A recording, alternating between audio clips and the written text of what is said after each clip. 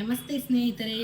So ನಾನು ಇವತ್ತು ಎಲ್ಲಿಗೆ ಹೋಗ್ತಾ ಇದ್ದೀನಿಯಪ್ಪ ಅಂದರೆ ಫೈನಲಿ ನಂದು ಇನ್ಸ್ಟಾಗ್ರಾಮಲ್ಲಿ 50K ಆಗಿದೆ. ಆ್ಯಕ್ಚುಲಿ ನಾನು ತುಂಬ ಬೇಗ ಹೋಗ್ಬೇಕಾಗಿತ್ತು. ಸೊ ಒಂದು ಸಣ್ಣ ಪುಟ್ಟ ಪ್ರಾಬ್ಲಮ್ಗಳಿಂದ ಸ್ವಲ್ಪ ಲೇಟ್ ಆಗೋಯ್ತು. 50K ಆಗಿದ ತಕ್ಷಣ ಹೋಗ್ಬೇಕು ಅಂತಲೇ ನನ್ನ ಮನಸ್ಸಲ್ಲಿ ಇದ್ದಿದ್ದು.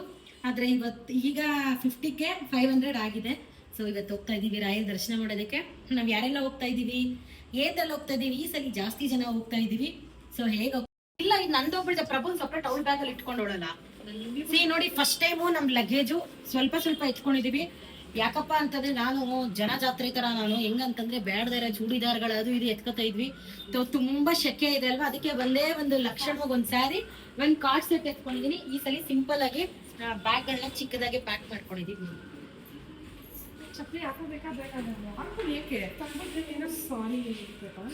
ಸೇಮ್ ಟು ಸೇಮ್ ನನ್ನ ಹತ್ರನೂ ಸೇಮ್ ಚಪ್ಪಲಿ ಐತಲ್ಲ, ಒಳಗಡೆ ಇದೆ ಅಲ್ಲೇ ಅಲ್ಲ. ಅವ್ರಿಗೂ ಹೇಳ್ಬೇಕಾಗಿತ್ತು ಕಣೆ, ಅವ್ರಿಗೆ ಪ್ರೀಮಿಯಂ ಹುಡುಕಿಗಳಿದ್ರಲ್ಲ. ನಾನು ಇನ್ನೊಂದು ಫೋನ್ ಕೊಡು, ಎಲ್ಲ ಐತೆ. ಚಾರ್ಜರ್ ಹಾಕೊಂಡಿದ್ದಾರೆ, ಹಂಗೆ ಐಫೋನ್ ಚಾರ್ಜರ್ ನನಗೆ ಹೇಳಿಲ್ಲ ಆಯ್ತಾ.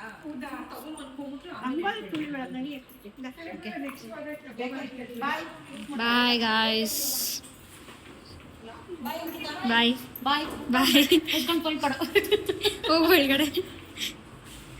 ಬಾಯ್ ಬಾಯ್. ಫೈನಲಿ ನಮ್ಮ ಅಕ್ಕ ಬಂದಿದ್ದರು ಟಿ ಟಿ ಕರ್ಕೊಂಡು. ಸೊ ನಿಜವಾಗ್ಲೂ ನಾನು ಅಂದ್ಕೊಂಡೇ ಇರಲಿಲ್ಲ ಈ ಸಲ ಟಿ ಟಿನಲ್ಲಿ ಹೋಗ್ತೀನಿ ಅನ್ನೋ ಐಡಿಯಾ ಕೂಡ ಇರಲಿಲ್ಲ. ನಾನು ಹೆಂಗಪ್ಪ ಹೋಗೋದು, ಅಥವಾ ಬಸ್ಸು ಬುಕ್ ಮಾಡ್ಕೊಂಡು ಹೋಗೋಣ ಅಥವಾ ಕಾರಲ್ಲಿ ಹೋಗೋಣ, ಏನು ಮಾಡೋದು ಅಂತ ಯೋಚನೆ ಮಾಡ್ತಿದ್ದೆ. ಆಗ ನಮ್ಮ ಅಕ್ಕ ಅಂದರು, ಸುಮ್ಮನೆ ಏನಕ್ಕೆ ಕಾರಲ್ಲಿ ಹೋದರೆ, ನಾ 2 ಕಾರು ಯಾಕಮ್ಮ ಮಾಡ್ತೀಯಾ, ಸುಮ್ಮನೆ ದುಡ್ಡು ಜಾಸ್ತಿ ಆಗುತ್ತೆ, ಅದ್ರ ಬದಲು ಆರಾಮಾಗಿ ಟಿ ಟಿನಲ್ಲಿ ಹೋದರೆ ಎಲ್ಲರೂ ಒಟ್ಟಿಗೆ ಹೋಗ್ಬೋದಲ್ವಾ ಅನ್ನೋ ಒಂದು ಐಡಿಯಾ ಕೊಟ್ಟರು. ಸಡನ್ನಾಗಿ ಟಿ ಟಿ ಪ್ಲ್ಯಾನ್ ಆಗಿದ್ದು. ಜರ್ನಿ ಅಂತೂ ತುಂಬಾ ಚೆನ್ನಾಗಿತ್ತು. ನಾನು ಸುಮಾರು ತಿಂಗಳುಗಳಾದಮೇಲೆ, ಅಂದರೆ 1 ವರ್ಷ ಆಗ್ತಾ ಬಂತು ನಾನು ಟಿ ಟಿನಲ್ಲಿ ಹೋಗಿ. ಅಂದರೆ ನಾವು ಯಾವತ್ತೂ ಕೂಡ ನಾನು ಮಂತ್ರಾಲಯಗೆ ಟಿ ಟಿನಲ್ಲಿ ಹೋಗಿರಲಿಲ್ಲ. ಬಸ್ಸಲ್ಲಿ ಹೋಗಿದ್ದೀನಿ, ಟ್ರೈನಲ್ಲಿ ಹೋಗಿದ್ದೀನಿ, ಕಾರಲ್ಲಿ ಹೋಗಿದ್ದೀನಿ. ಇತ್ತೀಚೆಗಂತೂ ನಾನು ಜಾಸ್ತಿ ಬಸ್ಸಲ್ಲೇ ಹೋಗ್ಬಿಟ್ಟಿದ್ದೀನಿ, ಕಾರಲ್ಲಿ ಹೋಗ್ತಾ ಇಲ್ಲ. ಕಾರಲ್ಲಿ ಯಾಕಪ್ಪ ಹೋಗ್ತಾ ಇಲ್ಲ ಅಂದರೆ, ಈಗ ಏನಂತಂದರೆ ನಾವು 5 ಜನ ಇದ್ದಾಗ ನಮ್ಮದು 5 ಸೀಟರ್ದು ಕಾರಲ್ಲಿ ಒಬ್ಬರು ಡ್ರೈವರ್ ಇರ್ತಾರೆ, 4 ಜನ ಹೋಗೋಕ್ಕಾಗೋದು. ನಾವು ಏನೊಂದ್ಸಲಿ ಪ್ಲ್ಯಾನ್ ಮಾಡಿದ್ರೆ 5 ಜನ ಹೋಗ್ತೀವಿ ಅಲ್ವಾ. ಹಾಗಾಗಿ ಯಾರಿಗೂ ಬೇಜಾರು ಮಾಡೋದು ಬೇಡ ಅನ್ನೋ ಒಂದು ರೀಸನ್ಗೆ ನಾವು ಬಸ್ ಬುಕ್ ಮಾಡ್ಕೊಂಡು ಹೋಗ್ಬಿಡ್ತಿದ್ವಿ. ಆದರೆ ಈ ಸಲಿನೇ ಟಿ ಟಿನಲ್ಲಿ ಹೋಗ್ತಾ ಇರೋದು. ನಾನು ಅಂದ್ಕೊಂಡೇ ಇರಲಿಲ್ಲ ರಾಯರು ನನಗೆ ಈ ಒಂದು ಶಕ್ತಿ ಕೊಡ್ತಾರೆ ಟಿ ಟಿ ಮಾಡಿ ಕರ್ಕೊಂಡು ಹೋಗೋ ಥರ ಅಂತ ನಾನು ಎಕ್ಸ್ಪೆಕ್ಟ್ ಮಾಡಿರಲಿಲ್ಲ. ಆದರೆ ನನ್ನದೊಂದು ಕನಸಿತ್ತು. ಕನಸು ಅನ್ನೋದಕ್ಕಿಂತ ನಾನು ಅಂದ್ಕೊಂಡಿದ್ದೆ, ನನ್ನದು 50K ಆದರೆ ಮಂತ್ರಾಲಯಕ್ಕೆ ಹೋಗಬೇಕು. ಮತ್ತು ಇನ್ನೂ ಒಂದು ಏನಪ್ಪ ಅಂತಂದರೆ, ನಾನು 51 ಜನಕ್ಕೆ ಫೋಟೋ ಕೊಡಬೇಕು ಅನ್ನೋದು ನನ್ನ ತಲೆಯಲ್ಲಿತ್ತು. ಸೊ ಫೋಟೋ ಎಲ್ಲ ತೊಗೋಬೇಕು ಅನ್ನೋದು ಪ್ಲ್ಯಾನ್ ಮಾಡ್ಕೊಂಡಿದ್ದೆ ಮೊದಲೇ. ಅದಾದಮೇಲೆ ನನ್ನ ಫ್ರೆಂಡ್ ಒಬ್ಬಳು ಯಲಹಂಕದಲ್ಲಿರೋದು. ಸೊ ಅವಳಿಗೆ ಹೇಳಿದ್ದೆ, ನೀನು ಯಲಹಂಕ ಹತ್ರ ಬಂದ್ಬಿಡು ಅಂತೇಳಿ. ಇನ್ನೊಬ್ಳು ನನ್ನ ತಂಗಿ ಹುಣಸಮಹಳ್ಳಿನಲ್ಲಿರೋದು. ಸೊ ಅವಳಿಗೂ ಹೇಳಿದ್ದೆ, ನೀನು ಬಸ್ ಸ್ಟಾಪ್ ಹತ್ರ ಇರು, ಬಂದು ಅಲ್ಲೇ ಕರ್ಕೋತೀವಿ ಅಂತೇಳಿ. ನಾವು ಇನ್ನೂ ಒಂದು ಏನಪ್ಪ ಮಾಡಿದ್ವಿ ಅಂದರೆ, ಸಾಮಾನ್ಯವಾಗಿ ನಾನು ಈ ಥರ ಎಲ್ಲ ಹೂವು ಹೊಲ್ಕೊಂಡು ಕೂತ್ಕೊಳ್ಳಲ್ಲ. ಟೈಮ್ ಇತ್ತು ಅಂದರೆ ಹೊಲ್ಕೋತೀವಿ. ಆದರೆ ಅವತ್ತು ಯಲಹಂಕ ಹತ್ರ ನನ್ನ ಫ್ರೆಂಡು ಹತ್ಕೊಳ್ಳೋದಕ್ಕೆ ಹೇಳಿದ್ನಲ್ಲ, ಅವಳು ಹೇಳಿದ್ಲು, ಭವ್ಯ ಮಲ್ಲಿಗೆ ಹೂವು ತುಂಬ ಚೆನ್ನಾಗಿದೆ, ಅರ್ಧ kg 100 ರೂಪಾಯಿ ಅಂತ ಹೇಳಿದ್ಲು. ಅದಕ್ಕೆ ನಾನು ಅವಳಿಗೆ ಹೇಳಿದೆ, ಸರಿ ಆಯಿತು, ಒಂದು ಕೆಲಸ ಮಾಡು, ನೀನು ಅರ್ಧ kg ಮಲ್ಲಿಗೆ ಹೂವು ತೊಗೊಂಬಿಡು, ಹೆಂಗೂ ನಾವು ಟಿ ಟಿನಲ್ಲಿ ಕೆಳಗಡೆ ಕುತ್ಕೊಂಡು ಅಟ್ಲೀಸ್ಟು ಹೂವು ದಿಂಡುಗಳು ಹೊಲ್ಕೊಳ್ಳೋಣ ಅಂತೇಳಿದೆ. ಪಾಪ ಅವಳು ಅರ್ಧ kg ಮಲ್ಲಿಗೆ ಹೂವು ತೊಗೊಂಡಿದ್ಲು. ನಾವು ಇನ್ನೇನು ಹೋಗ್ತಾ ಏನು ಮಾಡಿದ್ವಿ, ಸುಮ್ಮನೆ ಕುತ್ಕೊಳ್ಳೋ ಬದಲು ಸರಿ ಅಂತೇಳಿ ನಮ್ಮ 6 ಜನಕ್ಕೂ ಒಂದೊಂದು ದಿಂಡು ಹೊಲ್ದ್ವಿ. ಸಾಮಾನ್ಯವಾಗಿ ಈ ಥರ ಎಲ್ಲ ಯಾರು ಟಿ ಟಿನಲ್ಲಿ ದಿಂಡು ಹೊಲ್ದಿರಲ್ಲ, ಹೂವು ಹೊಲ್ಕೊಂಡು ಹೂವು ಕಟ್ಕೊಂಡು ಯಾರಿಗೂ ಹೋಗಿರಲ್ಲ. ಫಸ್ಟ್ ಟೈಮ್ ನಾನೇ ಅನ್ನಿಸ್ತಿದೆ. ಅದು ಒಂಥರ ಖುಷಿ ಇತ್ತು. ಇನ್ನೂ ಒಂದು ನಮ್ಮ ಕೈಯಲ್ಲಿ ಯಾವಾಗ ಏನೇನು ಮಾಡಬೇಕು, ಯಾವ ಟೈಮ್ಗೆ ಏನಾಗಬೇಕು ಅನ್ನೋದು ಭಗವಂತ ಎಲ್ಲ ಬರೆದಿಟ್ಟಿರ್ತಾನೆ. ನೋಡಿ, ನಾನು ಯಾವಾಗೂ ಅನ್ಕೋತಿದ್ದೆ, ನನ್ನ ಕೈಲಿ ಇದಾಗುತ್ತಾ, ನಾನು ಮಾಡ್ತೀನಾ, ನಾನು ಹೋಗ್ತೀನಾ ಅನ್ನೋದು ನಾನು ತುಂಬ ಯೋಚನೆ ಮಾಡ್ತೀನಿ. ಯಾಕಂದರೆ ನಾನು ಹಾಸಿಗೆ ಇದ್ದಷ್ಟು ಕಾಲು ಚಾಚೋಳು. ನಾನು ತುಂಬ ಏನೇನೋ ಆಟ ಆಡೋದಕ್ಕೆಲ್ಲ ಹೋಗಲ್ಲ. ಈಗ ನನ್ನ ಕೆಪಾಸಿಟಿ ಏನೋ ನಾನು ಅಷ್ಟೇ ಮಾಡೋದಕ್ಕೆ ಹೋಗೋದು. ನನ್ನ ಕೈಯಲ್ಲಿ ಇವತ್ತು 10 ರೂಪಾಯಿ ಖರ್ಚು ಮಾಡೋ ಕೆಪಾಸಿಟಿ ಇದೆ ಅಂದರೆ ನಾನು ಅಷ್ಟೇ ಮಾಡ್ತೀನಿ. ಬಿಡು 20 ರೂಪಾಯಿ ಮಾಡೋಣ ಅಂತ ನಾನು ಯಾವತ್ತೂ ನನ್ನ ಲೈಫಲ್ಲಿ ಅಂದ್ಕೊಂಡಿಲ್ಲ, ಮುಂದಕ್ಕೆ ಅಂದ್ಕೊಳ್ಳೋದು ಇಲ್ಲ. ಸೊ ಒಂದು ಸ್ವಲ್ಪ ದೂರ ಹೋದ್ಮೇಲೆ ನಾವು ಊಟಕ್ಕೆ ಹೋಗೋಣ ಅಂತ ಅಂದ್ಕೊಂಡ್ವಿ. ಸುಮಾರು ಕಡೆ ಹೋಟೆಲ್ಗಳು ನೋಡಿದ್ವಿ. ನಾವು ಎಲ್ಲೂ ಇಲ್ಲಿ ಬೇಡ ಅಲ್ಲಿ ಬೇಡ ಅಂತ ಫೈನಲಿ 11 ಗಂಟೆಗೆ ಎಲ್ಲೋ ಒಂದು ಕಡೆ ನಿಲ್ಲಿಸಿದ್ವಿ. 11 ಗಂಟೆ ಆಗೋಗ್ಬಿಟ್ಟಿತ್ತಲ್ಲ, ಅಲ್ಲಿ ಊಟ ಎಲ್ಲ ಖಾಲಿಯಾಗಿತ್ತು. ನಾನು ಹೋಗಿದ ತಕ್ಷಣ ಫಸ್ಟ್ ಕೇಳೋದು ಎಲ್ಲೇ ಆದರೂ ಇಡ್ಲಿ. ನಾನು ಸಾಮಾನ್ಯವಾಗಿ ಈ ಥರ ನೈಟ್ ಜರ್ನಿ ಮಾಡಬೇಕಂದ್ರೆ ಏನೇನೋ ಊಟ ಎಲ್ಲ ಮಾಡೋದಕ್ಕೆ ಹೋಗಲ್ಲ. ನಾನು ಒಂದು 2 ಇಡ್ಲಿ ತಿಂದ್ಬಿಟ್ಟು ಸುಮ್ಮನಾಗ್ಬಿಡ್ತೀನಿ. ಇಡ್ಲಿ ಏನೋ ತೊಗೊಂಡ್ವಿ, ಆದರೆ ಚಟ್ನಿ ಅಳ್ಸೋಗ್ಬಿಟ್ಟಿತ್ತು. ಆಮೇಲೆ ಸಾಂಬಾರು ಚೆನ್ನಾಗಿರಲಿಲ್ಲ. ನಾವು ಬೇಡ ಮುಂದೆ ಎಲ್ಲಾದರೂ ಊಟ ಮಾಡೋಣ ಅಂದ್ಕೊಂಡ್ವಿ, ಆದರೆ ನಮ್ಮ ಅಕ್ಕ ಬಿಡಲಿಲ್ಲ. ಇಲ್ಲ ರೈಸ್ ಆದರೂ ತಿನ್ನೋಣ, ಸ್ವಲ್ಪ ಆದರೂ ತಿನ್ನೋಣ ಅಂತೇಳ್ಬಿಟ್ಟು ರೈಸಿಗೆ ರಸಮ್ಗೆ ತುಪ್ಪ ಹಾಕಿಸ್ಕೊಂಡು ಬಂದರು. ಆವಾಗ ತಿನ್ನಬೇಕಾದ್ರೆ ತುಂಬಾ ಚೆನ್ನಾಗಿತ್ತು. ಮೇ ಬಿ ನಮ್ಮ ಅಕ್ಕ ತಿನ್ನಿಸ್ತಾ ಇದ್ರಲ್ವ, ಒಂದು ಸ್ವಲ್ಪ ಟೇಸ್ಟು ಜಾಸ್ತಿನೇ ಬಂದುಬಿಟ್ಟಿತ್ತು ಅನ್ನಿಸ್ತು ನಮಗೆ. ಯಾಕಂದರೆ ನಾವು ತಿಂದಾಗ ಊಟ ಚೆನ್ನಾಗಿರಲಿಲ್ಲ, ಅವ್ರು ತಿನ್ನಿಸಿರೋದ್ರಿಂದ ಒಂದು ಸ್ವಲ್ಪ ಟೇಸ್ಟ್ ಜಾಸ್ತಿ ಆಗಿತ್ತು. ಸರಿ, ಇನ್ನೇನು ಮಾಡೋಕ್ಕಾಗಲ್ಲ, ಎಲ್ಲೂ ನಿಲ್ಸೋದು ಬೇಡ. ಇಲ್ಲಿ ಊಟ ಮಾಡಿಕೊಂಡು ಅಪ್ಪಿತಪ್ಪಿ ಮಧ್ಯದಲ್ಲಿ ಏನಾದರೂ ಡ್ರೈವರ್ಗೆ ಏನಾದರೂ ನಿದ್ದೆಗಿದ್ದೆ ಬಂತು ಅಂದರೆ ಎಲ್ಲಾದರೂ ಟೀ ಕಾಫಿಗೆ ನಿಲ್ಲಿಸೋಣ ಅನ್ನೋದು ನಾವು ಪ್ಲ್ಯಾನ್ ಮಾಡ್ಕೊಂಡಿದ್ವಿ. ಸರಿ, ಇನ್ನೇನು ಮಾಡೋಕ್ಕಾಗಲ್ಲ ಅಂಥೇಳಿ ಅನ್ನ ಸಾಂಬಾರೇ ತೊಗೊಂಡ್ವಿ. ನನಗಂತೂ ಊಟ ನನಗಿಷ್ಟ ಆಗಲಿಲ್ಲ ಅಂದರೆ ನಾನು ಉಪವಾಸ ಬೇಕಾದರೆ ಇದ್ಬಿಡ್ತೀನಿ, ಕಷ್ಟವಾಗಂತೂ ಊಟ ತಿನ್ನಲ್ಲ. ಫಸ್ಟು 1 ಪ್ಲೇಟು ಅನ್ನ ಸಾಂಬಾರು ತೊಗೊಂಡು ಎಲ್ಲರೂ ಸ್ವಲ್ಪ ತಿಂದ್ವಿ. ತಿಂದಮೇಲೆ ಒಂದೊಂದು ತುತ್ತು ತಿಂದಮೇಲೆ ಓಕೆ ಅನ್ನಿಸ್ತು, ಅನ್ನ ಸಾಂಬಾರು ಚೆನ್ನಾಗಿದೆ, ಇದನ್ನೇ ತೊಗೊಳ್ಳೋಣ ಅಂದ್ಕೊಂಡ್ವಿ. ಮತ್ತು ಅವ್ರು ಬಂದು ನಮ್ಗೆ ಹೇಳಿದ್ರು, ಚಪಾತಿ ಇದೆ ಮ್ಯಾಮ್, ಬಿಸಿ ಬಿಸಿ ಮಾಡ್ತಿದ್ದೀವಿ, ನೀವು ಚಪಾತಿನೇ ತೊಗೊಬಿಡಿ ಅಂತ. ಮತ್ತು ನಾವೆಲ್ಲ ಏನು ಮಾಡಿದ್ವಿ, ಚಪಾತಿ ತೊಗೊಂಡು ಇದು ಅನ್ಲಿಮಿಟೆಡ್ ಇತ್ತು, ಅಂದರೆ ಚಪಾತಿ ತೊಗೊಂಡು ಸ್ವಲ್ಪ ರೈಸು ತಿನ್ಬೋದಿತ್ತು. ಸರಿ, ಮಜ್ಜಿಗೆನಲ್ಲಿ ಒಂದು ಸ್ವಲ್ಪ ತಿನ್ನೋಣ ಅಂತ ಮಜ್ಜಿಗೆ ಹಾಕ್ಕೊಂಡೆ. ಆ ಮಜ್ಜಿಗೆ ಕೂಡ ಉಳಿಯುತ್ತೆ, ಹೋಗಪ್ಪ ತಗ ಬೇಡ, ತಿಂದಿರ 2 ಚಪಾತಿನೇ ಸಾಕು ಅಂದ್ಕೊಂಡು ಸುಮ್ಮನೆ ಆಗಿ ಫೈನಲಿ ಎಲ್ಲ ಊಟ ಮುಗಿಸಿದ್ವಿ. ನೋಡಿ, ಹಿಂಗೆ ಎಲ್ಲ ಒಟ್ಟಿಗೆ ಕೂತ್ಕೊಂಡು ಊಟ ತಿನ್ನೋದಕ್ಕೂ ಒಂದು ಯೋಗ ಇರಬೇಕು. ಈಗ ಕೆಲವೊಂದಷ್ಟು ಜನ ಅನ್ಕೋತಾರೆ, ನಾವು ಯಾರನ್ನೋ ನೋಡಿ ಉರ್ಕೋತೀವಿ, ಉರ್ಸ್ಬೇಕು. ಸೀರಿಯಸ್ ಆಗಿ ನನಗಂತೂ ಆ ಬುದ್ಧಿ ಇಲ್ಲ. ಯಾಕಪ್ಪ ಅಂತಂದರೆ, ಈಗ ನಾವು ಯಾರಿಗೋ ಉರಿಸ್ಬೇಕು, ಯಾರೋ ನಮ್ಮನ್ನು ನೋಡಲಿ ತೋರಿಸ್ಕೋಬೇಕು ಅಂತ ಹೋದರೆ ಅವರಿಗೆ ಅಲ್ಲಿ ಏನೂ ಆಗಲ್ಲ, ನಮಗೆ ಲಾಸ್ ಆಗೋದು. ಈಗ ನಾವು ಒಬ್ಬರಿಗೆ ಉರಿಸ್ಬೇಕು ಅಂತ ಹೋದಾಗ ನಮ್ಮ ಪರ್ಸಲ್ಲಿರೋ ದುಡ್ಡು ಖಾಲಿ ಆಗುತ್ತೆ ಹೊರತು ನೋಡೋರಿಗೇನೂ ಆಗಲ್ಲ. ಅವರೊಂದು 5-10 ನಿಮಿಷ ನಮ್ಮ ಬಗ್ಗೆ ಮಾತಾಡ್ತಾರೆ ಅಷ್ಟೇನೆ. ಈಗ ನಮ್ಮನ್ನು ನೋಡೋರು, ನಮ್ಮನ್ನು ನೋಡಿ ಉರ್ಕೊಳ್ಳೋರು, ಆಡ್ಕೊಳ್ಳೋರು ಯಾರೂ ನಮ್ಮ ಕಷ್ಟಕ್ಕಾಗಲ್ಲ. ಈಗ ನನಗೇನೋ ನಮ್ಮ ಮನೆಯಲ್ಲಿ ಏನೋ ಒಂದು ಕಷ್ಟ ಇದೆ ಅಂದರೆ ಆ ಕಷ್ಟಕ್ಕೆ ನಾನೇ ಒಂದು ಸೊಲ್ಯೂಷನ್ ಹುಡುಕ್ಬೇಕಂದ್ರೆ ಹೆಂಗೆ ಈ ಕಷ್ಟ ಪ್ರಾಬ್ಲಮ್ ಕ್ಲಿಯರ್ ಆಗುತ್ತೆ, ಇದಕ್ಕೆ ಏನು ಮಾಡಬೇಕು ಅಂತ ಅದನ್ನು ನಾನು ನೋಡಬೇಕು. ನಾನು ಯಾರಿಗೋ ಉರಿಸ್ಬೇಕು ಅಂತ ಹೋಗಿರೋರು ಅಥವಾ ನನ್ನ ನೋಡಿ ಉರ್ಕೊಳ್ಳೋರು ಯಾರೂ ಆಗಲ್ಲ. ರಾಯರ ಮೇಲಣೆಗೂ ನಾನು ಯಾರಿಗೋ ಉರಿಸ್ಬೇಕು ಅಂತ ಎಲ್ಲಿಗೂ ಹೋಗಲ್ಲ, ಯಾರನ್ನೂ ನೋಡಿ ಕೂಡ ನಾನು ಹೋಗಲ್ಲ. ಯಾಕಂದರೆ ನನಗೆ ಹೋಗಬೇಕು ಅನ್ಸಿದ್ರೆ ನಾನು ಹೋಗ್ತೀನಿ. ಈಗ ನಾನು ತಿನ್ನಬೇಕು ಅಂತ ಅಂದರೆ ನಾನು ಅದು ಗೊಜ್ಜನ್ನಾದರೂ ತಿಂತೀನಿ. ಇವತ್ತು ನಾನು ಇದನ್ನು ನಾನ್ ವೆಜ್ ತಿನ್ನಬಾರ್ದು ಅಂದರೆ ನಾನು ಖಂಡಿತವಾಗ್ಲೂ ತಿನ್ನಲ್ಲ. ನನ್ನ ಜೊತೆ 10 ಜನ ಬಂದಿರ್ತಾರೆ, 10 ಜನ ಹೇಳ್ತಾರೆ ಇಲ್ಲ ನೀನು ತಿನ್ನು ಪರವಾಗಿಲ್ಲ ನಾನ್ ವೆಜ್ ಅಂತಾರೆ. ನನಗಿಷ್ಟ ಇಲ್ಲ ಅಂದರೆ ನಾನು ಒಂದು ಊಟನೇ ತಿನ್ನಲ್ಲ. ಅಂಥದ್ರಲ್ಲಿ ನಾನು ಯಾವ ಜಾಗಕ್ಕೂ ಹಂಗೆಲ್ಲ ಹೋಗೋಕ್ಕೋಗಲ್ಲ. ಕೆಲವೊಂದಷ್ಟು ಜನ ಈ ಕೆಲ್ಸಕ್ಕೆ ಬರ್ದವು, ನಾಲ್ಗೆಗೆ ಮೂಳೆ ಇಲ್ದರ ನಾಲ್ಗೆ ಹುಚ್ಚುಚ್ಚಂಗೆ ಮಾತಾಡ್ತಾರೆ ಅಂತ ಹೇಳ್ತಾರಲ್ಲ, 1000 ಮಾತಾಡ್ತಾರೆ. ಸೊ ನಾನಂತೂ ಅದ್ರ ಬಗ್ಗೆ ಯಾವುದಕ್ಕೂ ತಲೆ ಕೆಡಿಸ್ಕೊಂಡಿಲ್ಲ, ಮುಂದಕ್ಕೆ ಕೆಡಿಸ್ಕೊಳ್ಳೋದು ಇಲ್ಲ. ಯಾಕಂದರೆ ನನ್ನ ದಾರಿನೇ ಬೇರೆ ಇದೆ. ಈಗ ನಾನು ದುಡಿಬೇಕು, ನನ್ನ ಸಂಸಾರ, ನನ್ನ ಮನೆ, ನನ್ನ ಮಗಳು ಎಜುಕೇಷನು, ನಾನು ಆ ಒಂದು ಇದರಲ್ಲಿ ಇರ್ತೀನಿ. ಯಾರೋ ಏನೋ ಅಂದರು, ಯಾರೋ ಏನೋ ಮಾಡ್ತಿದ್ದಾರೆ, ಅದ್ರ ಬಗ್ಗೆ ಎಲ್ಲ ನಾನು ತಲೆ ಕೆಡಿಸ್ಕೊಳ್ಳೋಕ್ಕೋಗಲ್ಲ, ನಾನು ಕಿವಿ ಕೂಡ ಕೊಡೋದಕ್ಕೋಗಲ್ಲ.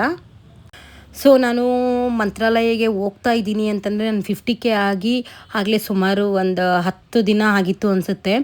ಈಗ ಮಂತ್ರಾಲಯಕ್ಕೆ ಹೋಗಬೇಕು ಅಂದರೆ ಸುಮ್ಮನೆ ಹೋಗೋದಕ್ಕಾಗಲ್ಲ. ಈಗ ನಾನೇ ಅಂದ್ಕೊಂಡಿದ್ದೆ ಎಲ್ಲರನ್ನೂ ಕರ್ಕೊಂಡು ಹೋಗಬೇಕು ಅಂತ ನನ್ನ ಮನಸ್ಸಲ್ಲಿತ್ತು. ಎಲ್ಲರೂ ಕರ್ಕೊಂಡು ಹೋಗಬೇಕು ಅಂತಂದರೆ ನನಗೆ ಒಂದು ಕೆಪಾಸಿಟಿ ಇರಬೇಕಲ್ವ. ಆ ಥರ ಇರಬೇಕಾದ್ರೆ ನನ್ನ ಕೈಯಲ್ಲಿ ದುಡ್ಡಿದ್ರೇ ಮಾಡೋದಕ್ಕಾಗೋದು. ನನ್ನ ಮನಸ್ಸಲ್ಲಿತ್ತು, ನಾನು PF ದುಡ್ಡು ಅಂದರೆ ನಾನು ಕೆಲಸ ಮಾಡ್ತೀನಿ ಅಲ್ವಾ, ಅದರಲ್ಲಿ PF ದುಡ್ಡು ಅಪ್ಲೈ ಮಾಡಿ ಆ ಒಂದು ದುಡ್ಡಲ್ಲಿ ನಾನು ಎಲ್ಲರಿಗೂ ಫೋಟೋ ಕೊಡಬೇಕು, ನನ್ನ ಮಂತ್ರಾಲಯ ಕರ್ಕೊಂಡು ಹೋಗ್ಬೇಕು ಅನ್ನೋದು ನನಗೆ ತುಂಬಾ ಆಸೆ ಇತ್ತು. ನಾನು ಈಗಿಂದಲ್ಲ, ನಾನು ಎಲ್ರಿಗೂ ಹೇಳ್ತಾ ಇದ್ದೆ, ನಾನು 50K ಆದರೆ ಈ ಥರ ನಾನು PF ದುಡ್ಡು ಅಪ್ಲೈ ಮಾಡಿ ನಾನು ಅದರಲ್ಲೇ ಕರ್ಕೊಂಡು ಹೋಗಬೇಕು, ಫೋಟೋಸ್ ತರಬೇಕು ಅಂತ ನಾನು ಅನ್ಕೋತಾ ಇದ್ದೆ. ಸೊ ನನ್ನ PF ದುಡ್ಡು ಬರೋದು ಒಂಚೂರು ಲೇಟಾಗೋಯಿತು. ಈಗೆಲ್ಲ ಏನೋ ರೂಲ್ಸ್ಗಳೆಲ್ಲ ತುಂಬ ಚೇಂಜ್ ಆಗಿಬಿಟ್ಟಿದೆ. ಸೊ ಹಂಗಾಗಿ ಒಂಚೂರು ಲೇಟ್ ಆಯಿತು. ಈಗ ಮಾತಾಡೋರು ಏನು 1000 ಮಾತಾಡ್ತಾರೆ, ಇವಳು ತಿಂಗಳ ತಿರುಗ್ತಾಳೆ, ವಾರ ಸೀರೆ ಉಟ್ಕೋತಾಳೆ, ಅಷ್ಟಿಷ್ಟು ಹೂವು ಹಾಕ್ತಾಳೆ ಅಂತ. ನಿಜವಾಗ್ಲೂ ಹೇಳ್ತೀನಿ ನೋಡಿ, ಒಬ್ಬರ ಬಗ್ಗೆ ಗೊತ್ತಿಲ್ಲದೆ ನಾವು ಮಾತಾಡಬಾರ್ದು. ನಾನು ಇವತ್ತು ಹೋಗಿದ್ದೀನಿ ಮಂತ್ರಾಲಯಗೆ, ಇಷ್ಟೊಂದು ಜನ ನಾವೆಲ್ಲ ಹೋಗಿದ್ದೀವಿ ಅಂದರೆ ಅದರಿಂದ ಎಷ್ಟು ಕಷ್ಟಪಟ್ಟಿದ್ದೀನಿ ಅನ್ನೋದು ನನಗೆ ಮಾತ್ರನೇ ಗೊತ್ತು. ಈಗ ನೋಡೋರ ಕಣ್ಣಿಗೆ ಭವ್ಯ ತುಂಬ ಚೆನ್ನಾಗಿ ಕಾಣಿಸ್ತಾಳೆ, ನೋಡೋರ ಕಣ್ಣಿಗೆ ನಾನು ಏನೋ ನನ್ನ ಬಗ್ಗೆ ಥಿಂಕ್ ಮಾಡಿಬಿಡ್ತಾರೆ. ದಯವಿಟ್ಟು ನಮ್ಮ ಬಗ್ಗೆ ಯಾರ ಬಗ್ಗೆನೂ ಗೊತ್ತಿಲ್ಲದೆ ಒಬ್ಬರ ಬಗ್ಗೆ ಜಡ್ಜ್ ಮಾಡಬೇಡಿ. ಸೊ ಪ್ರತಿಯೊಂದಕ್ಕೂ ಹಣೆ ಬರದಲ್ಲಿ ಬರೆದಿದ್ದರೆ ಮಾತ್ರನೇ ನಮ್ಮ ಕೈಲಿ ಎಲ್ಲ ಆಗೋದು.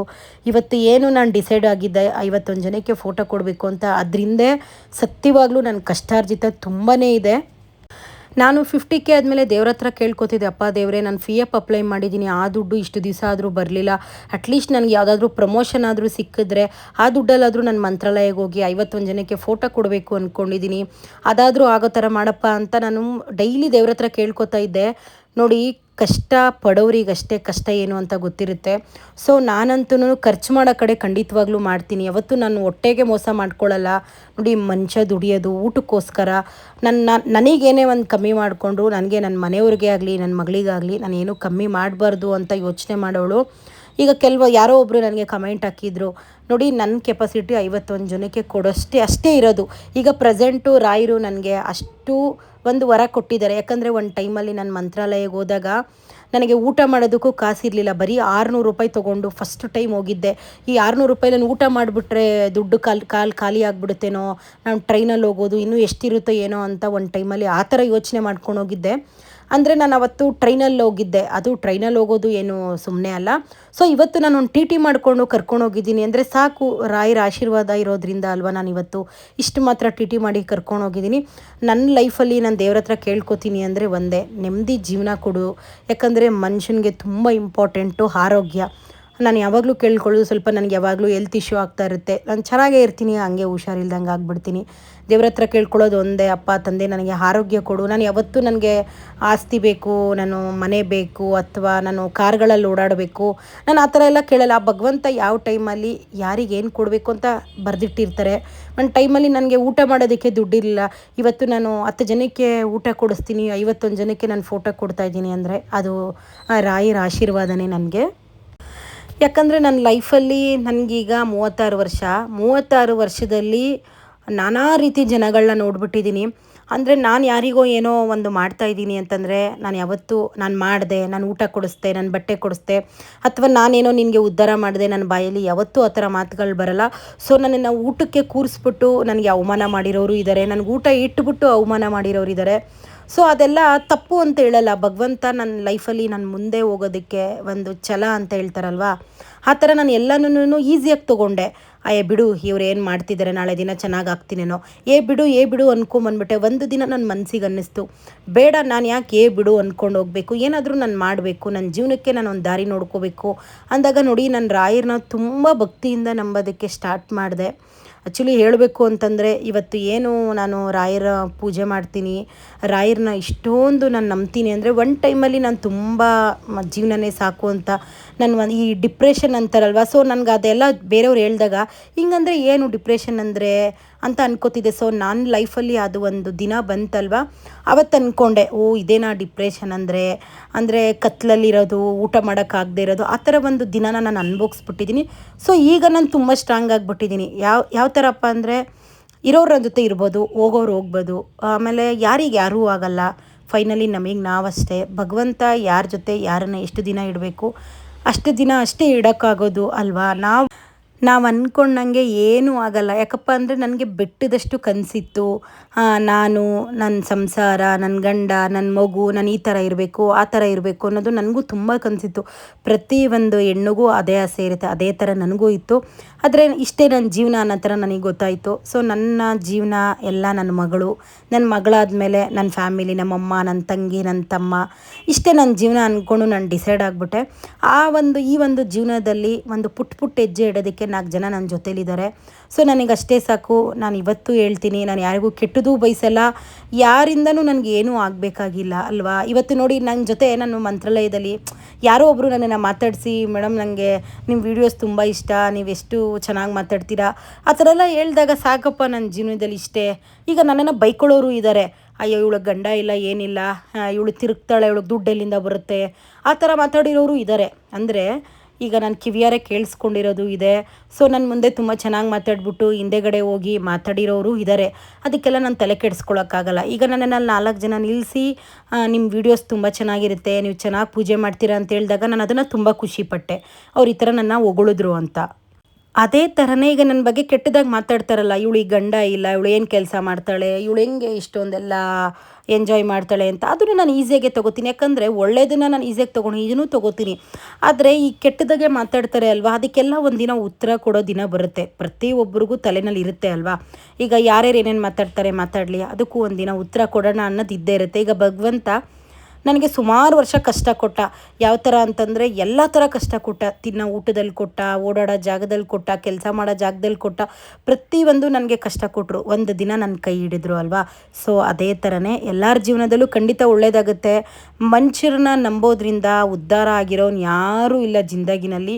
ಭಗವಂತನ ನಂಬಿ ನಿಮ್ಮ ಕಷ್ಟಗಳು ಏನೇ ಇರಲಿ ನೋಡಿ, ನೀವು ಒಂದು ಟೈಮ್ ಊಟ ಮಾಡಿಲ್ಲ ಅಂದರೆ ನೀವೆಲ್ಲ ಒಂದು ಕಳ್ತನ ಮಾಡ್ಕೊಂಬಂದ್ಬಿಟ್ರು ಕೂಡ ದೇವ್ರ ಹತ್ರ ಒಪ್ಪಿಸ್ಬಿಡಿ. ಅಪ್ಪ ತಂದೆ ಇವತ್ತು ನನ್ನ ಸಂಸಾರ ಸಾಗಿಸ್ಬೇಕಾಗಿತ್ತು, ನಾನು ಕಳ್ತನ ಮಾಡಿಬಿಟ್ಟೆ ಅಂತೇಳಿ ಅಪ್ಪಿ ತಪ್ಪಿ ನಿಮ್ಮ ಪಕ್ಕದಲ್ಲಿರೋರ ಹತ್ರ ಕಳ್ತನ ಮಾಡಿದೆ ಅಂತ ಹೇಳಿದ್ರೆ ಅವ್ರು ಕೊಲೆನೇ ಮಾಡಿದ್ರು ಅಂತ ಹೇಳ್ಕೊಂಬರೋಂಥ ಜನಗಳಿರ್ತಾರೆ. ದಯವಿಟ್ಟು ನಿಮ್ಮ ಏನು ಒಂದು ಪರ್ಸ್ನಲ್ ವಿಷಯಗಳಿರುತ್ತೆ ನಿಮ್ಮಲ್ಲೇ ಇಟ್ಕೊಳ್ಳಿ. ಇಲ್ಲಾಂದರೆ ಭಗವಂತನ ಹತ್ರ ಹೇಳಿ 10 ನಿಮಿಷ ಕಣ್ಮುಚ್ಕೊಂಡು ಕೂತ್ಕೊಂಡು ರಾಯರಿಗೆ ಒಪ್ಪಿಸ್ಬಿಡಿ. ರಾಯರೇ ಅದಕ್ಕೊಂದು ಒಳ್ಳೆ ದಾರಿ ತೋರಿಸ್ತಾರೆ. ಫೈನಲಿ ದೇವ್ರ ದರ್ಶನ ಎಲ್ಲ ಮಾಡಿದ್ವಿ. ಈ ಸಲ ಅಂತೂ ಸಿಕ್ಕಾಪಟ್ಟೆ ಜನ ಇದ್ದರು. ನನಗೆ ಮಿನಿ ತಿರುಪತಿ ನೋಡೋ ಥರ ಆಗೋಯ್ತು. ಯಾಕಂದರೆ ತಿರುಪತಿನಲ್ಲಿ ಇಷ್ಟು ಜನನ ನೋಡ್ತಾ ಇದ್ದಿದ್ದು, ಮಂತ್ರಾಲಯದಲ್ಲಿ ಅಷ್ಟು ಜನನ ನೋಡಿ ನನಗೆ ಶಾಕ್ ಆಗಿಬಿಡ್ತು. ಅದಾದಮೇಲೆ ಅಲ್ಲೇ ಆಂಧ್ರ ಮೆಸ್ ಯಾವುದೋ ಹೊಸ್ದಾಗಿ ಓಪನ್ ಆಗಿತ್ತು. ಊಟ ಮಾತ್ರ ತುಂಬಾ ಚೆನ್ನಾಗಿತ್ತು. ಬಟ್ ಅದ್ರ ಲೊಕೇಶನೆಲ್ಲ ನನಗೆ ಗೊತ್ತಿಲ್ಲ. ನೆಕ್ಸ್ಟ್ ಟೈಮ್ ಹೋದಾಗ ಖಂಡಿತವಾಗ್ಲೂ ಆ ಒಂದು ಹೋಟೆಲ್ ಬಗ್ಗೆ ಡೀಟೇಲ್ ಕೊಡ್ತೀನಿ. ಯಾಕಂದರೆ ಊಟ ಮಾತ್ರ ತುಂಬಾ ಚೆನ್ನಾಗಿತ್ತು. ನಾವು ಅಲ್ಲಿಂದ ಊಟ ಪಾರ್ಸೆಲ್ ಮಾಡಿಸ್ಕೊಂಬಂದು ಎಲ್ಲ ರೂಮಲ್ಲೇ ಕುತ್ಕೊಂಡು ಊಟ ಮಾಡಿದ್ವಿ. ಊಟ ಮಾಡಿ ರೂಮ್ ಖಾಲಿ ಮಾಡಬೇಕಾಗಿತ್ತು. ಯಾಕಂದರೆ ನಾವು ಅಟ್ಲೀಸ್ಟು ನೈಟು ಒಂದು 12 ಗಂಟೆ ಅಷ್ಟಲ್ಲಾದರೂ ಮನೆಗೆ ಬಂದುಬಿಡಬೇಕು. 12 ಗಂಟೆ ಅಂದರೆ ನಾರ್ಮಲ್ ಟೈಮ್ ಆಗುತ್ತೆ. ಬಂದು ಮಲಗಿದ್ರು ಮಾಮೂಲಿ ಬೆಳಗ್ಗೆ ಸೋಮವಾರ ಕರೆಕ್ಟ್ ಟೈಮ್ಗೆ ಕೆಲ್ಸಕ್ಕೆ ಹೋಗ್ಬೋದು ಅನ್ನೋದು ನಮ್ಮ ತಲೆನಲ್ಲಿತ್ತು. ಏನೇ ಆದ್ರೂ ನಾವು ಅಲ್ಲಿ ರೂಮ್ ಚೆಕ್ಔಟ್ ಮಾಡೋಷ್ಟರಲ್ಲಿ 3:30-4 ಗಂಟೆ ಆಗೇ ಹೋಯ್ತು. ಯಾಕಂದರೆ ಕಮ್ಮಿ ಜನ ಹೋದಾಗ 3 ಜನ 4 ಜನ ಹೋದಾಗ ಪಟ್ ಅಂತ ರೆಡಿ ಆಗಿಬಿಟ್ಟು ಈಚೆ ಬಂದುಬಿಡ್ಬೋದು. ಸೊ ನಾವು ಒಂದು ಟಿ ಜನ ಹೋದಾಗ ಈಗ ನಾವು ಅರ್ಜೆಂಟ್ ಮಾಡೋಕ್ಕಾಗಲ್ಲ. ಪ್ರತಿಯೊಬ್ಬರದ್ದು ಕೆಲಸ ಇರುತ್ತೆ. ಈಗೇನೋ ಶಾಪಿಂಗ್ ಮಾಡೋದಿರುತ್ತೆ, ಈಗೇನೋ ತೊಗೊಳೋದಿರುತ್ತೆ. ಹಾಗಾಗಿ ನಮ್ಮಿಂದ ಯಾರಿಗೂ ಬೇಜಾರಾಗಬಾರ್ದಲ್ವ, ಎಲ್ರಿಗೂ ನಾವು ಟೈಮ್ ಕೊಡಬೇಕು ಅನ್ನೋದೇ ನನ್ನ ಉದ್ದೇಶ. ಜನ ಸಿಕ್ಕಾಪಟ್ಟೆ ಇದ್ದರೂ ಕೂಡ ದರ್ಶನ ತುಂಬ ಚೆನ್ನಾಗಿ ಮಾಡಿದ್ವಿ. ಮತ್ತು ನಾನು ಫೋಟೋಗಳೆಲ್ಲ ತೊಗೊಂಡಿದ್ದೆ. ನನಗೆ ಅದೊಂದು ಟೆನ್ಷನ್ ಇತ್ತು, ಅಯ್ಯೋ ಫೋಟೋಗಳೆಲ್ಲ ತೊಗೊಂಡಿದ್ದೀವಿ, ಅಪ್ಪಿತಪ್ಪಿ ಅದು ಒಂದು ಚೂರು ಎಲ್ಲಾದರೂ ಸೈಡ್ ಗಿಡಲ್ಲಿ ಒಡೆದೋಯ್ತು ಅಂತಂದರೆ ಅದೆಲ್ಲ ಒಂಥರ ಅಪಶಕ್ನ ಅಂತ ಹೇಳ್ತಾರಲ್ಲ, ಅದು ನನಗೆ ಸ್ವಲ್ಪ ಭಯ ಆಯಿತು. ಸೊ ನಾನು ಈ ವ್ಲಾಗಲ್ಲಿ ಫೋಟೋ ತೊಗೊಂಡಿರೋದೆಲ್ಲ ತೋರಿಸಿಲ್ಲ. ಯಾಕಪ್ಪ ಅಂತಂದರೆ ಆಲ್ರೆಡಿ ನಾನು ಫೋಟೋ ಅಂಗಡಿನಲ್ಲಿ ಒಂದು ವ್ಲಾಗ್ ಮಾಡಿ ಅಪ್ಲೋಡ್ ಮಾಡಿದ್ದೆ ಅಲ್ವಾ. ಸೊ 51 ಜನಕ್ಕೆ ಫೋಟೋ ಕೊಡ್ತೀನಿ ಅಂತ ಹೇಳಿದ್ದೆ. ಹಂಗಾಗಿ ಈ ವ್ಲಾಗಲ್ಲಿ ಫೋಟೋ ತೊಗೊಂಡಿರೋದ್ರ ಬಗ್ಗೆ ಎಲ್ಲ ತೋರಿಸಿಲ್ಲ. ಸುಮ್ಮನೆ ಇದು ತುಂಬ ಲೆಂತಿ ವಿಡಿಯೋ ಆಗೋಗ್ಬಿಟ್ರೆ ನೋಡೋರಿಗೂ ಅಯ್ಯೋ ಇದೇನಪ್ಪ ಇಷ್ಟು ಹೊತ್ತು 20 ನಿಮಿಷ 25 ನಿಮಿಷ ಇದೆ ಅನ್ಕೋತಾರೆ ಅನ್ನೋ ಒಂದು ರೀಸನ್ಗೆ ಕೆಲವೊಂದೊಂದು ನಾನು ವಿಡಿಯೋ ಇದರಲ್ಲಿ ಸೇರಿಸಿಲ್ಲ. ಸೊ ತುಂಬ ಚೆನ್ನಾಗಿ ದರ್ಶನ ಆಯಿತು. ನನಗಂತೂ ಸಿಕ್ಕಾಪಟ್ಟೆ ಖುಷಿ ಆಯಿತು. ಯಾಕಂದರೆ ನನಗೊಂದು ಆಸೆ ಇತ್ತು, 50K ಆದರೆ ನಾನು ಫಸ್ಟು ಮಂತ್ರಾಲಯಕ್ಕೆ ಹೋಗಬೇಕು ಅಂತ. ಸೊ ಈ 50K ಆಗೋದಕ್ಕೆ 2 ವರ್ಷ 4 ತಿಂಗಳು ನಾನು ತುಂಬಾ ಕಷ್ಟಪಟ್ಟಿದ್ದೀನಿ ಅಂತಂದರೆ ಇವತ್ತು ನಾನು ಈ ಥರ ಒಂದು 50K ಆಗಿದೆ, 4 ಜನ ನನ್ನನ್ನು ಗುರುತಿಸಿ ಮಾತಾಡಿಸ್ತಾರೆ ಅಂದರೆ ಸೊ ಅದು ನನಗೆ ಸೋಮೇಶ್ರೀ ಅಕ್ಕನೇ. ಯಾಕಪ್ಪ ಅಂತಂದರೆ ನಾನು ಸುಮ್ಮನೆ ನಾರ್ಮಲ್ ವೀಡಿಯೋಗಳು ಮಾಡ್ಕೊಂಡಿದ್ದವಳಿಗೆ ಅವರು ನನಗೆ ಒಂದು ಹೇಳ್ಕೊಟ್ರು, ಈ ಥರ ವೀಡಿಯೋಗಳು ಮಾಡಮ್ಮ, ಈ ಥರ ವ್ಲಾಗ್ ಮಾಡು ಅಂತ ಅವ್ರು ಹೇಳ್ಕೊಟ್ಟ ಮೇಲೆ ನಾನು ಅವ್ರ ಮಾತನ್ನ ನಾನು ತುಂಬ ಸೀರಿಯಸ್ಸಾಗಿ ತೊಗೊಂಡು ವೀಡಿಯೋಗಳು ಮಾಡ್ತಾ ಬಂದೆ. ಎಷ್ಟೋ ಸರಿ ಮಿಸ್ಟೇಕ್ ಆಗಿದೆ. ಅಂದರೆ ನನಗೆ ಹೆಂಗೆ ಮಾತಾಡಬೇಕು ಅಂತ ಗೊತ್ತಾಗ್ತಿರ್ಲಿಲ್ಲ, ಯಾವ ಥರ ವೀಡಿಯೋ ಮಾಡಬೇಕು ಅಂತ ಗೊತ್ತಾಗ್ತಿಲ್ಲ. ಈಗ 15 ಸೆಕೆಂಡು 30 ಸೆಕೆಂಡು ವೀಡಿಯೋಗಳು ಮಾಡೋದೇ ಬೇರೆ. ಈ ಥರ ವೀಡಿಯೋ ಮಾಡಿಕೊಂಡು ನೋಡಿ, ನಾನು ಫಿಲ್ಟ್ರಿಲ್ಲ. ಸತ್ಯವಾಗ್ಲೂ ನಾನು ಏನು ವ್ಲಾಗಲ್ಲಿ ಹೇಳ್ತೀನಿ ಅದು ಆ್ಯಕ್ಚುಲಿ ಎಲ್ಲ ನಿಜ. ಅಪ್ಪಿತಪ್ಪಿ ನಾನು ಯಾರಿಗಾರು ಡೈರೆಕ್ಟಾಗಿ ಸಿಕ್ಕಿದ್ರು, ನೀವು ವೀಡಿಯೋದಲ್ಲಿ ಏನು ನನ್ನ ಮಾತುಗಳೆಲ್ಲ ನೋಡಿರ್ತಾರೆ, ನಾನು ಡೈರೆಕ್ಟಾಗೂ ಹಂಗೆ ಮಾತಾಡೋದು. ಆಮೇಲೆ ಕೆಲವೊಬ್ಬೊಬ್ಬರು ಎದುರುಗಡೆ ಇರೋದೇ ಬೇರೆ, ವೀಡಿಯೋಗಳಲ್ಲಿ ಮಾತಾಡೋದೇ ಬೇರೆ. ಸೊ ನಾನು ಆ ಥರ ಅಲ್ಲ. ನಾನು ಏನೇ ಇದ್ದರೂ ತುಂಬ ಡೈರೆಕ್ಟಾಗಿ ಸ್ಟ್ರೈಟಾಗಿ ಹೇಳ್ತೀನಿ. ಯಾಕೆ ಹೇಳ್ತೀನಿ ಅಂತಂದರೆ ಪ್ರತಿಯೊಬ್ಬ ಮನುಷ್ಯಂಗೂ 2 ಮುಖ ಇರುತ್ತೆ. ನಾನು ತುಂಬ ಸಾಚ ಅಂತ ಏನು ಹೇಳ್ಕೊಳ್ಳಲ್ಲ, ನನಗೂ ಕೂಡ 2 ಮುಖ ಅನ್ನೋದಿರುತ್ತೆ. ಆದರೆ ಇದರಲ್ಲೆಲ್ಲ ನಾನು 2 ಮುಖ ತೋರಿಸೋ ಅವಶ್ಯಕತೆ ಇರಲ್ಲ. ಸೊ ಎಲ್ಲಿ ನಾನು ಯಾವ ಥರ ಇರಬೇಕು ಅನ್ನೋದು ನನಗೂ ಗೊತ್ತಿರುತ್ತೆ ಅಲ್ವಾ, ಅಲ್ಲಿ ಖಂಡಿತವಾಗ್ಲೂ ಅದೇ ಥರನೇ ಇರ್ತೀನಿ ನಾನು. ಫೈನಲಿ ಇನ್ನೇನು ಇನ್ನೊಂದು 2 ಅವರಲ್ಲೂ ಮನೆಗೆ ಬರೋ ಟೈಮಲ್ಲಿ ಹೊಟ್ಟೆ ಹಶ್ವಾಯ್ತು, ಊಟ ಮಾಡೋಣ ಅಂತೇಳಿ ನಿಲ್ಲಿಸಿದ್ವಿ. ಎಲ್ಲರೂ ಕೂಡ ನೆಮ್ಮದಿಯಾಗಿ ಊಟ ಮಾಡಿದ್ವಿ. ಇನ್ನು ಒಂದು ಏನಪ್ಪ ನಮ್ಮ ಪುಣ್ಯ ಏನಪ್ಪ ಅಂತಂದರೆ ನೋಡಿ, ಅಷ್ಟು ದೂರ ಹೋಗ್ತೀವಿ, ಏನೂ ತೊಂದರೆ ಆಗದೆ ನೆಮ್ಮದಿಯಾಗಿ ಸೇಫಾಗಿ ಮನೆಗೆ ಬರೋದು ಇದೆಯಲ್ಲ, ಅದಕ್ಕಿಂತ ಅದೃಷ್ಟ ಇನ್ನೇನೂ ಇರಲ್ಲ. ಈಗ ದಿನ ಬೆಳಗ್ಗೆ ಆದರೆ ನಾವು ಸೋಷಿಯಲ್ ಮೀಡ್ಯಾದಲ್ಲಿ ನೋಡ್ತೀವಿ, ಟಿ ವಿಗಳಲ್ಲಿ ನೋಡ್ತೀವಿ, ಹೋಗ್ತಾ ಹಿಂಗಾಯಿತು ಬರ್ತಾ ಹಿಂಗಾಯಿತು ಅಂತ. ಅದನ್ನೆಲ್ಲ ಕೇಳಿದಾಗ ಯಪ್ಪ ಹೋಗೋದಕ್ಕೆ ಭಯ ಆಗುತ್ತೆ, ಜರ್ನಿ ಮಾಡೋದಕ್ಕೆ ಭಯ ಆಗುತ್ತೆ ಅನಿಸುತ್ತೆ. ಸೊ ನಾವು ಮಾಡಿರೋ ಪುಣ್ಯನೇ ನಾವು ಹೆಂಗೆ ಆರಾಮಾಗಿ ದೇವಸ್ಥಾನಕ್ಕೆ ಹೋಗ್ತೀವಿ ಅದೇ ಥರ ಆರಾಮಾಗಿ ಮನೆಗೆ ಬರ್ತೀವಿ. ಫೈನಲಿ ಮನೆಗೆ ಬರೋ ಅಷ್ಟರಲ್ಲಿ 12:30 ಆಗಿತ್ತು. ಸೊ ಮನೆಗೆ ಬಂದ್ವಿ. ನಮ್ಮನ್ನು ಕರ್ಕೊಂಡೋಗಿ ಡ್ರೈವರ್ ಅಂತೂ ತುಂಬ ಒಳ್ಳೆಯವರು, ನಮಗೆಲ್ಲೂ ಬೇಜಾರಾಗೋ ಥರ ನಡ್ಕೊಳ್ಳಿಲ್ಲ. ಸೊ ತುಂಬ ಚೆನ್ನಾಗಿ ಕರ್ಕೊಂಡೋದ್ರು. ವಿನಯ್ಗೂ ಅಷ್ಟೇ, ಡ್ರೈವರ್ ಹೆಸರು ವಿನಯ್. ಥ್ಯಾಂಕ್ಸ್ ವಿನಯ್, ನಮ್ಮನ್ನು ಆರಾಮಾಗಿ ಕರ್ಕೊಂಡೋಗಿ ಆರಾಮಾಗಿ ಕರ್ಕೊಂಬಂದರು. ನಾವು ಕೊಡೋ ದುಡ್ಡು ಇಂಪಾರ್ಟೆಂಟ್ ಅಲ್ಲ, ನಮ್ಮನ್ನು ಹುಷಾರಾಗಿ ಕರ್ಕೊಂಡೋಗಿ ಕರ್ಕೊಂಬಂದಿದ್ದಾರೆ. ಸೊ ಅವರಿಗೆ ಎಷ್ಟು ಥ್ಯಾಂಕ್ಸ್ ಹೇಳಿದ್ರು ಕಮ್ಮಿನೇನೆ. ಸೊ ನಿಮಗೆಲ್ಲ ಈ ವಿಡಿಯೋ ಇಷ್ಟ ಆಗುತ್ತೆ ಅನ್ಕೋತೀನಿ. Thank you.